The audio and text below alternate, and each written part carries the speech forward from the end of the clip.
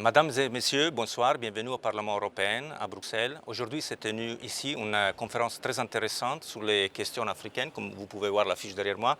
L'Europe face aux crises en Afrique centrale. Eh bien, nous avons l'honneur de recevoir sur ce plateau l'organisateur de cette conférence, M. Louis Alliot, député européen français, vice-président du Front National. On a à ma gauche M. Marcus Kissa, et c'est le président de l'observatoire ORICE, qui est un observatoire de la société civile africaine et spécialement congolaise. On est en train de parler du Congo-Brazzaville. Exactement. Voilà, on a aussi à ma gauche Maître Tricot, c'est l'avocat du général Makoko, leader de l'opposition congolaise du Congo-Brazzaville, incarcéré en ce moment pour des raisons politiques. Malheureusement. Et à ma droite, on a M. Edouard Ferrand, député européen, vice-président du groupe Europe des Nations et des Libertés et chef de la délégation du Front National Rassemblement Bleu Marine au Parlement européen. Donc bienvenue et je commence avec vous, Monsieur Alliot.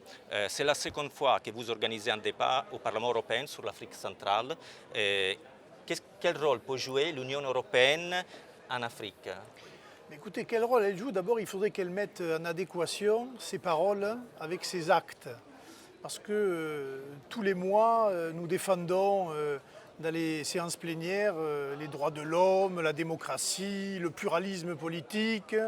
Et puis, le jour où, dans certains pays, ces règles-là ne sont pas respectées, eh bien l'Europe, en fonction d'intérêts qui m'échappent, disparaît et ne va pas au secours des populations qui, elles, sont les premières victimes des dictatures et d'un certain nombre d'autres violations des droits de l'homme. C'est l'exemple que nous avons pris récemment sur le Congo-Brazzaville, puisqu'il y a eu une situation très délicate d'un référendum constitutionnel qui n'était pas constitutionnel, sur lequel nous sommes intervenus et nous avons marqué notre position. L'Union européenne, tardivement aussi d'ailleurs, et puis le président de ce pays-là s'est représenté aux élections et là, par intimidation,